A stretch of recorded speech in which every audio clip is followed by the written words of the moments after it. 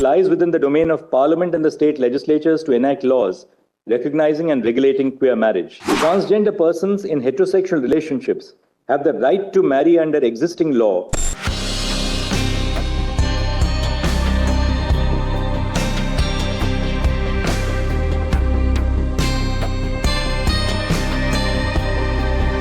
Whether a change should be brought into the legislative regime of the SMA is for Parliament to determine.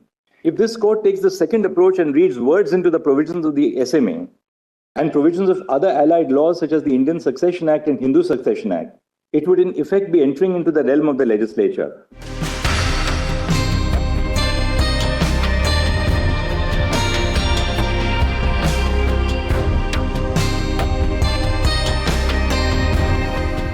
The gender of a person is not the same as their sexuality.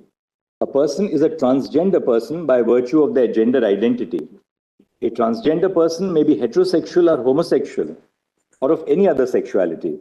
If a transgender person is in a heterosexual relationship and wishes to marry their partner, and if each of them meets the other requirements set out in the applicable law, such a marriage would be recognized by the laws governing marriage. Intersex persons who identify as either male or female have the right to marry under existing law.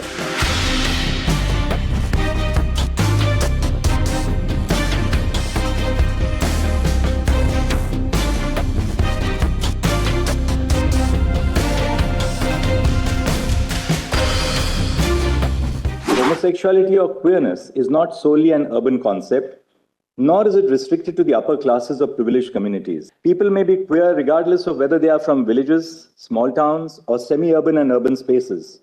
Similarly, they may be queer regardless of their caste and economic location.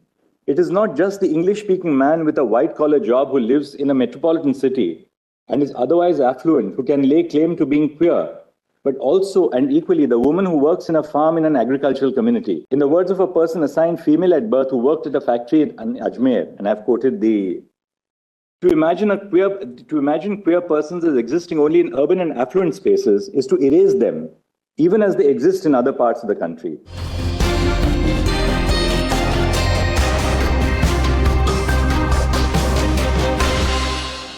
A failure to recognize such entitlements would result in systemic discrimination against queer couples. Unlike heterosexual couples who may choose to marry, queer couples are not conferred with the right to marry by statute.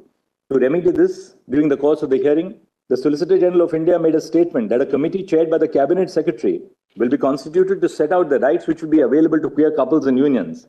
The committee shall set out the scope of the benefits which accrue to such couples. This court has recognized that equality demands that queer unions, that queer persons are not discriminated against.